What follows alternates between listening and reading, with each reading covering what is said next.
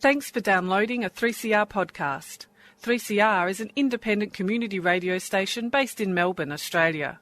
We need your financial support to keep going. Go to www.3cr.org.au for more information and to donate online. Now stay tuned for your 3CR podcast.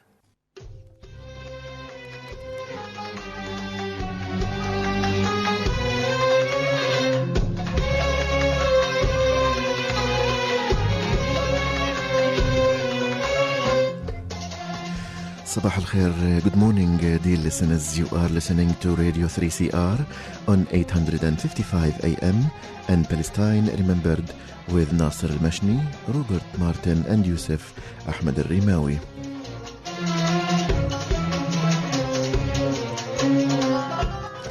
Thanks for tuning in to Australia's only radio program that is totally dedicated to the Palestinian cause in English. I would like to welcome my listeners on AM dial and those who will join me later on 3cr.org.au/podcasts.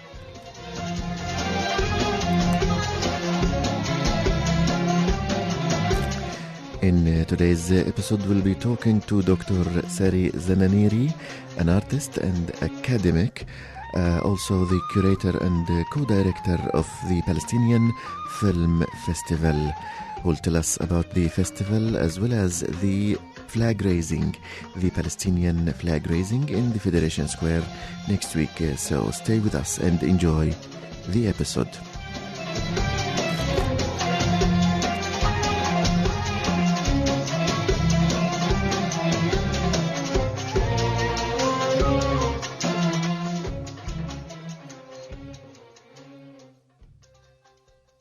Sary, thanks for coming to the show. Thanks, Yusuf. Sary, can I just say that I thought I was going to say thanks for coming. Anyway, Sary, firstly, congratulations on the film festival. This is the fourth one in Melbourne? Yeah, it's been running, the film festival's been running for almost 10 years now, actually. How long in Melbourne? But in Melbourne, this is, I think, the fourth or the fifth year. Fantastic. So, congratulations. Yeah, really exciting. And it keeps growing. I know I've attended every one so far in Melbourne. So this year we've got a number of movies. Before we get onto the movies and talking about your picks and the ones for our listeners to make sure they bookmark and get to, can you take us through the process of actually getting a Palestine Film Festival up and running? Yeah, look, I mean, it's obviously, we're a very small film festival in the context of film festivals. We're completely volunteer run. And I think, really when the film festival first started, it was started by Nasser who's still the director of the film festival. But essentially it was a means of kind of talking about politics in a slightly, or talking about Palestine in a slightly different way to that sort of lens through the news or through sort of politics, to kind of cut through a lot of that sort of stuff and talk about culture. So it's a bit of our own brand Palestine. Yeah. I mean, I think you could argue that. And, certainly, the film festival's often used, quite humorous films, films that sort of engage with the arts a little bit more, but essentially, it's a sort of a film festival that was sort of attempting to kind of show Palestine in quite a different light. Brilliant. Now, attendance, what's it like? The demographics first, and from the growth over the past 4.5 years. Yeah, totally. I mean, the Sydney iteration of the festival sells out pretty much every year. Fantastic. And it's got a very diverse audience. Obviously, there's a lot of Arabs that come, but also a lot of people who are interested in Palestine or people who are just interested in film, full stop. In Melbourne, it's been a bit of a struggle over the last couple of years to sort of build up our audiences, but we're getting to this point now where, we've got a real following. There's quite a lot of sort of loyal people who look out for the film festival each year. We sold out about half of our films last year, which was sort of the first time that had happened in Melbourne. So that was really very exciting, and yeah, it's been. So, it's certainly been growing. We're going to ask you about the details of the festival later, but from a purely artistic or cinema perspective, where do you rank the Palestinian film production in general among, let's say, the region, not worldwide? I know that there are people who will come to any Palestinian event in Sydney or Melbourne because they support the cause, but I want you to tell me about the artistic part of the story, not the not the Palestinian cause. Where do you see the cinema production in Palestine? Yeah, look, I mean, cinema production in Palestine is, in some ways, it's quite fraught. You know, it takes a lot of money to make a film. There's very little funding available. And I think, you know, one of the things about Palestinian film is that it doesn't necessarily sit directly within Palestine. So, you know, I mean, for instance, this year's film that the Jordanians sent to the Oscars is actually a Palestinian film. Deep. You know, so, you know, I mean, I kind of think that there's this, I mean, I think really Palestinian film is kind of a great analogy for thinking about Palestinian culture. You know, when more than half of Palestinians live outside of historical Palestine, you know, I think it's sort of, in some ways, important to think about Palestine as having something that's broader than those borders, and Palestinian culture as having something that's broader than those borders. And I think when you look at the history of Palestinian film in the last, say, 10 or 15 years as it's sort of grown, you know, we really sort of see this quite a lot of diasporic art filmmakers kind of making work. You know, films like Salt in the Sea really speaks to that sort of diasporic Palestinian wish to reconnect with Palestine and you know, sort of reclaim a sort of a sense of Palestinianness. But I think particularly in the last couple of years, Palestinian culture is sort of, I mean, even when you look at something like, say, the Kalandia International, which is a biennial arts event, you know, initially that started as a group of arts organisations who were based in historical Palestine who wanted to create a sort of a large-scale art event. So that kind of, you know, sat across a number of borders from the West Bank to Jerusalem to 48 to Gaza. This year that's expanded even further, so that, you know, this year's edition had exhibitions in Lebanon, in Jordan, in London. You know, there was talk of actually having some exhibitions here in Australia as well as part of that. So, I mean, I think there's a certain internationalism about Palestinian culture which makes it particularly interesting. Sary, I think this takes us to the similarity between cinema and novels is that they both take the readers and viewers inside the Palestinian homes, and they share what else around the story, not just the story itself. And I want you to elaborate on this point, Sary. Now, we know that the Palestinian novelists have been on the front rank among the Arab novelists. We have Rabi al-Madhoun winning the best Arab fiction prize for the concerto of the Holocaust and the Nakba. And also in year 2000 there was a list of the top 100 Arab novels in the 20th century, and the Palestinian novelist Ibrahim Jabra was ranked second on the list with his novel Al-Bahth an Walid Mas'ud, In Search of Walid Mas'ud. So I guess my question, does the Palestinian cinema production enjoy the same reputation of Palestinian novels in the Arab world?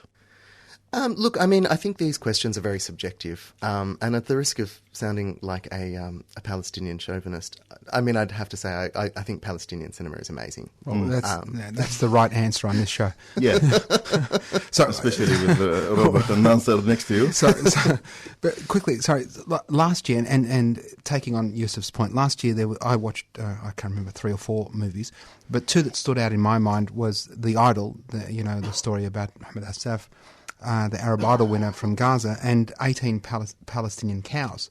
And 2 very different movies, very differently shot. One of them was an anime, and the other one was, really a heartwarming story. But Yusuf's talking about the production values. When you consider Palestinians under occupation without the sort of funding that's available to movie makers in the West, crowdfunding, etc., I mean, the production values are really amazing, aren't they? Yeah, absolutely, absolutely. And I think, I think Palestinian filmmakers are really good at doing a lot with very little. One of the other films that was on last year was called Love, Theft and Other Entanglements. And that was made by it was a debut film by 2 brothers who actually mortgaged their house to make that film. So, and it was I don't know if you saw that one, but it was a really phenomenal film. It sort of talked about neoliberalism in Palestine. It talked about how Palestinians are kind of caught between the PA and the Israelis. I mean, there was some really interesting politics sort of running through that. But it was also very humorous, and it was essentially about a Palestinian who was trying to sort of escape from Palestine and get to the West. So there was this sort of thread of dark humour which pervaded the whole circumstance that, you know, that Palestinians kind of live within. You know, so I sort of think that there are these sort of amazing abilities to sort of tell these stories without having to speak directly to the politics of what's actually going on. For someone that's a film festival novice, is there criteria that they have to meet, or is it just any particular videos that they want to put on or movies that they want to put on? Look, I mean, in the context of the film festival, obviously we try and show the most recent films. And, you know, that varies from year to year. Like last year there was some really great humorous films, you know. Like comedy was a really big thing running through the films that we showed. This year there's less in the way of sort of comedic work, but actually there's some really interesting shorts and things like that are going on. There's a lot of artists, because there's quite a bleed between art practice and filmmaking in Palestine as well.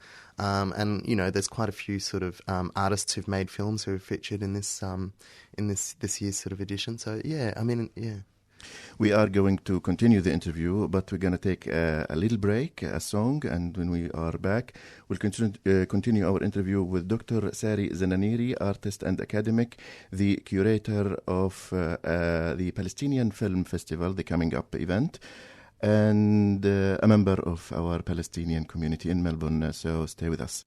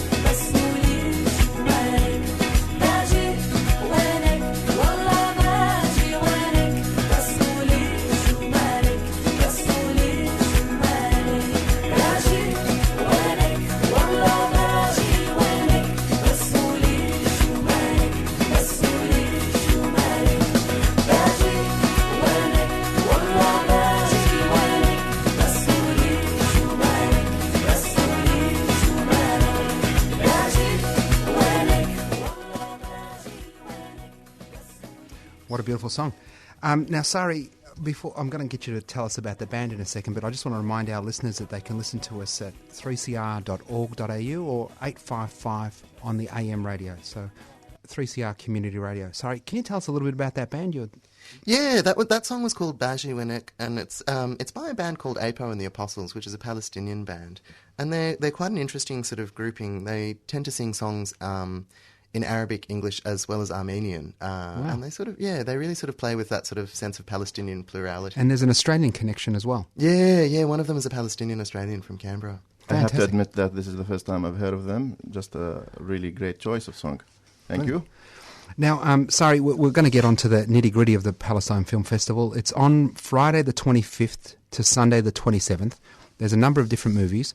Opening night, tell us about opening night. Yeah, so opening night is May Masri's 3,000 Nights, and that's a really great film. It's actually been nominated for the Best Foreign Language Film for the Oscars.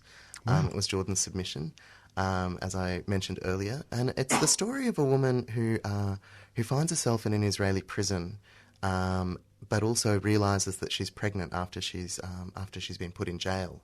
So a lot of the story is kind of unfolding around what it means to be having a child in prison, as well as sort of navigating her way through that sort of Israeli prison system. So there's sort of some very sort of fraught interactions between her and the Israeli security guards, and eventually things culminate in a prisoner's strike. So it's quite a powerful film. Well, it sounds great. I'll be there. So for our listeners who are listening on 855 AM, they can come along and meet Robert and Yusuf, myself and Sary, because we'll all be there. And last year I spoke about the 18 Palestinian Cows, which was an anime and a really fantastic soft sell of Palestine. Is there anything in that sort of space, that sort of genre, a bit comedic, but whilst telling the story?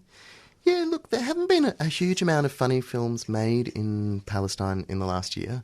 Possibly that's sort of a result of the political situation. But there is Villa Tuma, which I think is a really great film. Again, it's about these three women who are a bit older. They're sort of Palestinian bourgeoisie, and their young niece kind of comes to live with them and just sort of completely upsets this world that they've sort of sealed themselves in. So it's sort of a lot of sort of play back and forth between that sort of sense of isolating oneself in a world that no longer exists and the realities of sort of life. But again, that's a really heartwarming film, and it's actually being paired with another really great short called A Sketch of Manners by Juman Amana, who's an artist. And that film is actually about the last costume ball that was ever held in Jerusalem before the creation of Israel. And so that's a really... We have room for one last question about the film festival before we move on to our two topics. So any last question? We just need to find out how to buy tickets. So, Sary, that all sounds very exciting. I'm sure our listeners can't wait to attend. Can you tell us how they might get there, where they should go, and how they can buy tickets? I certainly can. So you can buy tickets via the Palestinian Film Festival website. So it's palestinianfilmfestival.com.au.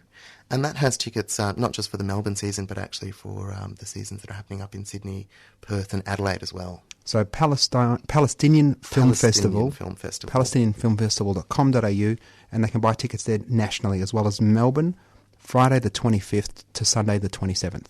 Yeah. Fantastic, Sary. Thank you. We're going to come back to you, Sary, about the event next Tuesday, the Flying the Palestinian Flag, which I'm really excited about. But before that, I want to ask Nasser and Robert about last Sunday's event, the Run for Palestine. You guys were there? Yeah, we were there. We had a great day. 650 people. Congratulations. Melbourne turned on so far. It's our biggest turnout so far. 650 people. For those who don't know, who haven't heard our introduction about this project, what is this about? Is it a fundraising event? Yes, so it's our fifth Run for Palestine, and it was started 5 years ago post one of the Gaza demolitions that Israel occasionally undertakes. And in the first instance, it was to raise awareness about Palestine and the legitimacy of the Palestinian question in Australia, but also give an opportunity for Melbourne's Palestinian community and its supporters to come out in an action that A, raised awareness around Palestine, but B, gave us an opportunity to raise money. And this year, really excitingly, our best year ever, we raised $51,000. So a really stupendous effort. Yeah. Robert, you wanted to add something about participating? I just wanted to say I've been to the last few and it's getting bigger and bigger, and it's a really, really good opportunity for everyone to get together. And the weather was perfect, and the fact that they've raised this amount of money is just fantastic. Just a wonderful, wonderful thing. Did you actually run? No, I didn't. I mean, look, I looked like I was going to walk. I wouldn't have done that anyway. I had my kids and we walked a little bit, and look, we sort of cut through, but I had a good day, so it was really good. He cheated, Yusuf. I did run. And, you did? I saw the pictures. So unfortunately, I wasn't able to get to the timekeeper and make myself win, but I did run. Well, congratulations, guys. And also credit goes to the organizers, the Olive Kids, and the many, many members of the Palestinian community and pro-Palestine solidarity activists who put so much effort and time in making it happen for the... We have to give a very special mention to Sonia Karkar, who's co-founder of Australians for Palestine, and whose energy and effort for Palestine is without par in Australia. So a big special thank you to Sonia Karkar. Absolutely. Now, I guess, Sary, there is another event next week on the 15th of November. Do you want to tell us about that? Yeah. So we're actually raising the Palestinian flag at Federation Square. And that is for Palestine National Day. Excellent. The 15th of November resembles the day of statehood when it was proclaimed in Algeria. Back in 1988. And the idea of having a Palestine flag in the Federation Square is really amazing. So I'm really looking forward to going there. Yeah. Look, it's going to be a really great event. We're going to start off at 5:30 with a few speeches and... the raising of the flag. And then after that, it's actually going to be just a really fun community market, So we're hoping to have this really sort of, this great vibe going on down there. There's going to be music, there's going to be dancing, there's going to be some performers doing some stuff. There's going to be a range of like Palestinian fair trade goods, photo booths where you can kind of dress up in Palestinian costume. I think there's someone who's going to be doing some henna tattooing as well if people sort of want some of that sort of done. So it's going to be a very sort of social event, I think. And as far as I'm aware, probably a first in Australia. I was going to say, it's a huge, huge thing. I've told a few people about it and they're really excited. I thought you'd expect millions to come out and see this. But it's congratulations. Very, very exciting. It is, in fact, the first time the Palestinian flag's been raised in an official capacity. And to give people an idea, there's 8 flagpoles and we've got 8 flags. And on Monday at midnight, they'll raise 7 of them. And at 5:30, when our ambassador is present, he'll raise a couple of children. In fact, is that right? Sorry, we'll raise the 8th flag at 5:30. That's amazing. This is unprecedented to see Palestinian flag in an important and the vibrant heart of the city of Melbourne. And I know that this flag, as much as it means so much to us, the Palestinians, is also a bad news to a lot of anti-Palestinian or those who don't acknowledge the rights of the Palestinian nation. So well done. Can I ask how it came about for people that may not know? So a big shout out to Jessica Morrison, who's our executive officer. Well done, Jessica. Well done. Again, she is just... Super. Yeah. She was actually in the city and saw the Israeli flags up and then wrote to Federation Square and said, it'd just be proper to have the Palestinian flags. And to their credit / naivety, we're not quite sure yet, but I'd like to say credit. To their credit. So we'll wait for the backlash. Certainly we're still dealing with the repercussions of the city of Melbourne allowing a run for Palestine. So every year we get a list of comments and concerns that the people of the city of Melbourne have to deal with. But Palestine's becoming more and more mainstream, so we should have a day. What sort of things do you have to deal with? What sort of complaints do you hear? Because to me it's absurd. What do you need to deal with? So what inevitably or invariably becomes the standard line from Zionists is the city of Melbourne is condoning Palestinian terrorism. There's no such thing as the state of Palestine. How can you allow this to happen? What they do to children. They just roll out all of the really horrible talking points, delegitimizing us as a people, Palestinian activism or solidarity as anti-Semitism, I mean, it's really horrible and violent stuff. And look, I should say, to the very great credit of the City of Melbourne, they've, just really bin all of that stuff now. Well, they've done the right thing. I mean, that's something they should do. I mean, I'm surprised that you even think that they shouldn't. I mean, I know that you think they should, but it's something that they have to do. It's about equality and being equal. Sary, do you want to remind us of the date and the exact time of the event? Yeah, so the event starts at 5:30 and the community market will be happening from 6 p.m. Through till 9 p.m. And that's on Tuesday the 15th of November. So come down, grab some food, enjoy the vibes. And actually, look, the flag of the Palestinian flag, apart from its symbolic value, this is the flag that the prisoners keep hold to in their prison cells. This is the flag the martyrs are wrapped before they are buried. This is the flag the family members of the martyrs and the injured and the prisoners who would just keep with them in every visit to their relatives. And this is the flag of those who took part in the Grand Revolution in the 36 and in the 48, and I don't want to name events where Palestinians take to street, and this is the same flag that is in the heart and minds of those who kept the struggle alive and those who kept the cause alive. So it's much bigger than the four colors. Absolutely, and in fact, as you know, Yusuf, the Palestinian flag is in fact a calling card for all oppressed people. We share in the pain and suffering of other indigenous people ethnically cleansed from their lands, and the Palestinian flag and the keffiyeh has been a symbol of revolution and resistance for all oppressed. Absolutely, and I've seen it in Europe, I've seen it in all around the world. It's much bigger than Palestine. It's the representation of those who suffer of injustice, the struggle against injustice, absolutely. And you can see flags in the 3CR studios too, which is fantastic. That's amazing. And one last note on the flag. I remember when the Palestinian football team came to Australia in January 2015, I myself was in the stadium, and I had the honor of being the interpreter of the actual team, and all of the players and the coach and the media were talking about the moment, that moment when the Palestinian flag was raised in Canberra, Sydney and Melbourne, just a few days after the official government of Australia voted against the Palestinian state in the United Nations. So it was such a brilliant, it was one of the moments of contrast, but with great happiness to us Palestinians to see it here in Australia. I wish everyone could see the eyes in you guys right now. It's beautiful. I really want to thank you, Dr. Sary Zananiry, for coming and speaking to us in the studio. And I wish you all the best in the upcoming event, the film festival and the Palestinian Flag Raising. Thanks for having me, Yusuf. Thank you.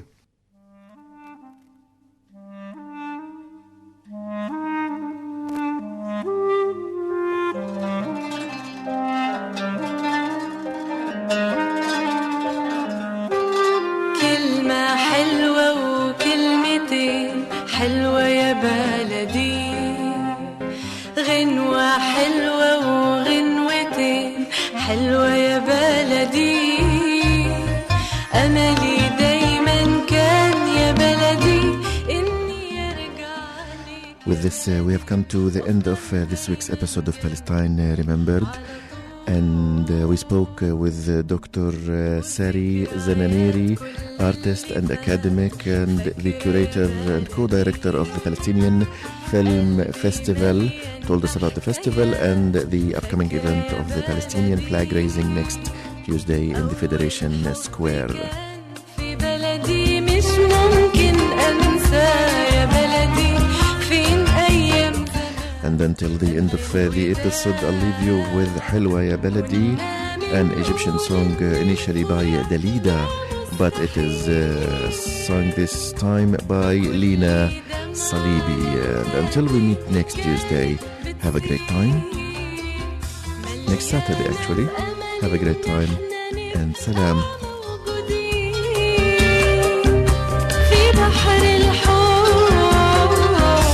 على الشط كلمة حلوة